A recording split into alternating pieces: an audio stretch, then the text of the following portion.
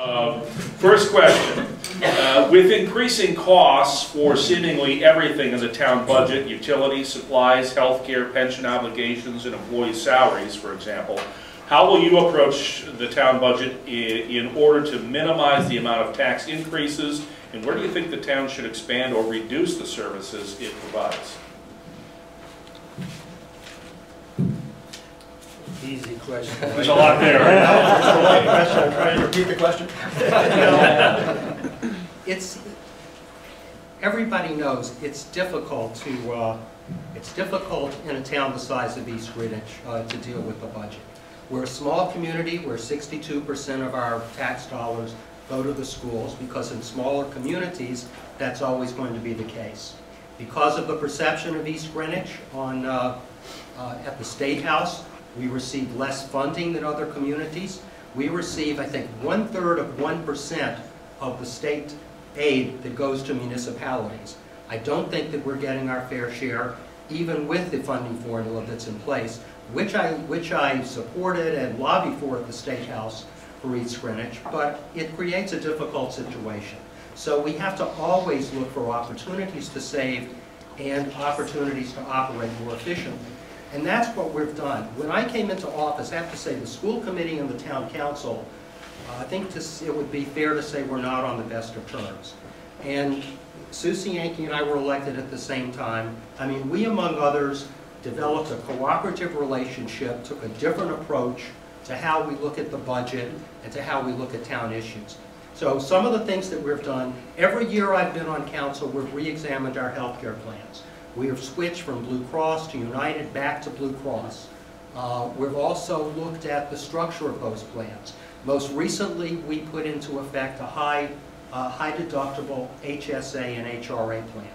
And I want to give credit to our town employees and our town unions for recognizing the situation that we're in and for working with us. For 3 different years that I've been on council, we had no increases in salary for town employees. We stabilized longevity pay and addressed that in one of our recent contracts. So we've looked at health care, we've looked at some of these issues, but the big area where we need to continue to work is structural change in government. We used to have separate finance departments in the town and schools. We've consolidated those separate finance departments. We consolidated grounds maintenance. We consolidated trash and recycling. All of those things, and snowplow, all of those things would seem natural, but they weren't done until I came into office and worked with those who came into office with me, both on the town side and the school side. Currently with the schools, we're working on some initiatives including building maintenance, the way we work on IT. We're doing a joint IT infrastructure project now, which will save significant money and combine our systems together. And another big area is health benefits, is the administration of benefits, the paperwork that's involved. We've been working with the schools to come up with a plan for administering that together, combining our resources and reducing those costs. So I think we need to continue to work at structural change. We need to continue to examine every area of the budget every year. Mark Schweiger, your response to the budget question, I won't repeat the whole question, but your priorities with the town budget. Yeah, I think the 2 sides of the equation, the revenue and the expense side. As far as revenue, we do have some potential in town to generate some additional revenues. We've been very successful with restaurant development on Main Street, and we received over $500,000 in meal tax last year. And that can be an area that we can continue to develop and improve, and will bring revenue to the town. Also, Route 2 has really been a model for suburban development of business. The way that the businesses have been situated with landscaping back from the road has really lent that Route 2 corridor kind of an elegance that you don't see in many communities, while developing a significant source of revenue. Clean business, clean industry. And I think we still have some opportunity to develop that Route 2 corridor to bring in additional revenues. The other areas that may be potential for us that would be interesting to explore is the Bostage site. That's a big piece of land on Route 2 and has potential to attract new businesses to that area. New England Institute of Technology. We are now becoming a college town, And we should develop strategies to take advantage of that. You may have heard that New England Institute of Technology has committed to building out over $200 million over the next number of years in their campus here. And not only will they be giving us, will they have opportunity to take funds from them if we can develop some mutual agreement, but they will also be building athletic fields. They will be able to offer resources and courses to our students in town. So that is something I think will really enhance the community. There may be some development in the Brown and Sharp plant, that area over on Route 1 and Frenchtown Road. That is a potential area of development that could bring in additional revenue. So under the tax cap, those revenues will not go to the town government. Those revenues will be used to keep tax rates low. On the expense side, I agree with Mr. Isaacs that I think that if you look at the budget and if you look at the way the town operates, you're really looking at the school system. And how does town government and the school system collaborate to become most effective? And as Mr. Isaacs mentioned, the primary components are information technology, maintenance, healthcare costs, energy costs, and personnel costs. And I think a collaborative approach would benefit both the school and the town. So we do face some major challenges coming up ahead. There's a lot of things that are out of our control. You may have seen in the paper the other day about the revenue shortfalls that the state of Rhode Island is going to be facing in the next 3 or 4 years. And when the state of Rhode Island gets a cold, we get pneumonia. So we're going to have to really be careful going forward. Thank you. All right, Ed White. Great line from a doctor there. State of Rhode Island gets a cold, we get pneumonia. Is that one of my stories of the news? Ed, your thoughts on the budget? Excuse me, the ideas and suggestions made by the previous two gentlemen obviously make a lot of sense. I don't have a whole lot to add to that. I think you take each situation that arises and you try to do your best to analyze and make good decisions. I agree that we need more revenue, but in a bedroom community, revenue is hard to come by. My wife is in the real estate business, and she has no problem selling real estate in East Greenwich to people who have children and want to bring their children here for a better education. So that reputation is not only statewide, she's serving a gentleman from Florida who said he wanted to live in East Greenwich. So it's nationwide in terms of reputation. We just simply need to make sure that the education stays as good as it is or improves if we can, and stay within the budget in both cases. Yeah, thank you. Susie Yankee, your thoughts on the budget? Thank you. I, of course, concur with the gentleman to my right, what they say about consolidation of services. I think that that is one of the most crucial elements as we go forward. As Michael has pointed out, we consolidated our financial, the IT. We're looking forward to working on human resources and benefits administration. Those are important areas. And of course, as Mark has eloquently pointed out, Stanley Bostitch, I think we need to actively pursue getting someone in that property to, sorry. That was you? Okay. He's whistling at me. We'll work well together. So we can actively attract people.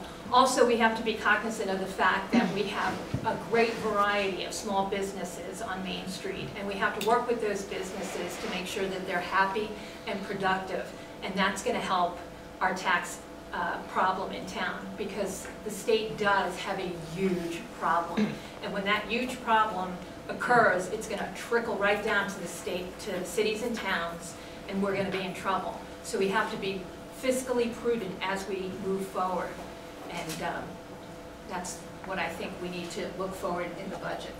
Okay, thank you, Sue. Sean Todd is our next candidate. Go ahead. That's promotion. Yeah, I know. So I think that, they all hit it on the head. I mean, I totally agree with what everyone was saying. In terms of like maintenance, IT, HR, health benefits. But one of the things that I said in my opening statement is that I really want to make Main Street a destination. You know, I'm going to talk about my closing statement, but also like the allure of East Greenwich is what brought me here and my family here. And I think that we have to continue to work with small businesses to find out, like that's what I've been doing in my campaigning is I've been asking owners of these small businesses on Main Street and in town, how can we as a council help you, small businesses flourish here? So I think that's, that's important. I also think that, I think there's nothing uglier than a vacant building with no tax revenue. So I would look for ways, for suggestions that we can come up with to move businesses here. But I think, with that said, in conjunction with what the other panelists said, I think that sums it up. Okay, thank you. By the way, I should mention, we're going to have a specific question on what to do with the Bostitch property. I know a couple of you touched on it very generally, but we'll get into the specifics of your ideas in one of these rounds. Robert Vestby, you're next on the budget. Well, unfortunately, I've left my crystal ball at home, so I couldn't tell you what to do with the budget. But what I'd like to say is, previously the town has missed what I consider great opportunities to increase the tax base without putting a burden on services by allowing businesses in. I know when I was approached by neighbors, they wanted me to sign a petition a few years back because Cardi Furniture wanted to go at the old Mid-State Ice Rink. And I said, I don't see a problem with that. People going down 95. There it is. Get off, go do your shopping, get back on 95 and go home. And unfortunately, they failed to follow through with that. And now it is the state highway garage, which we get no revenue from. And that's like $1.2 million in taxes that we would have been getting.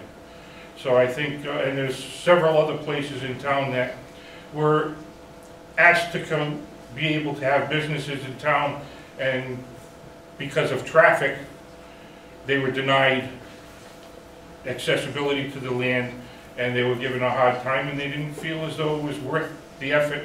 And they, in essence, built across the street, and we got no taxes, and we got the traffic. So that plan worked very well. So the only thing I can say is what businesses do want to come into town and develop that would be a less of a burden than putting a burden on our school system. I think that would be a great, we have to really think deep into it and maybe give the good, go along with taking the good with the bad. If we want to have taxes come in from businesses, we might have to put up with some traffic. And when we have state roads surrounding us, where we have no control over what the state does as far as expanding, it's just, where can you go now where you don't run into traffic? All right, thank you, Robert. Bill Stone is next. Okay, so with respect to the budget, I'll start by saying I don't think there's a lot of low-hanging fruit sitting around. We've had a well-run town, and we've had a town council that has not been profligate spenders. That said, as you move forward, what you need are people who are going to be constantly looking for ways to find savings. And so that's not something you say in a minute and a half in a forum. That's about hard work every month, every year when you're looking at the budgets. And let me tell you something. I think it's going to get harder. I mean, I think what Mr. Isaac said in his opening is true. We've got a hopefully economy that's getting better. We've got a big debt service load that's weighing on our budget. I think it's something like 11% of the budget. That should be coming down a little bit year after year. That could open up some room.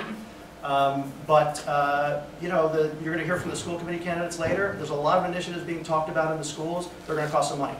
And we're going to have to find ways to deal with that and accommodate that without imposing a burden on the taxpayers. That's important. Also, we do have some catching up to do on our roads and sidewalks and infrastructure, and some opportunities, in fact, to make Main Street a better looking destination. So it's going to require some thoughtful creativity. I think there is probably some efficiency still to be gained in IT. There's been good work done combining school and town systems. There's still some personnel that I think should be looked at, whether there can be some combination. That's usually the biggest driver of expense in the budgets, and I think that should be examined. There could even be some outsourcing opportunities when it comes to our IT that we should be considering as well. So this is a long-term project. But one last thing I'll say is this. The minister of my church, which is Westminster Unitarian Church, said many, many times, You show me your budget, and I'll tell you your values. And I think that's important for us to keep in mind as a community when we evaluate our budgets and work on putting them together.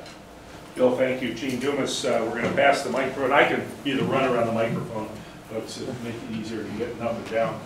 And then we'll give it, if there's anybody that wants, after Gene speaks, if there's anybody on the panel that want to rebut or challenges somebody else's statement, go ahead. Otherwise, we'll get on to the next question. But Gene, it's your turn.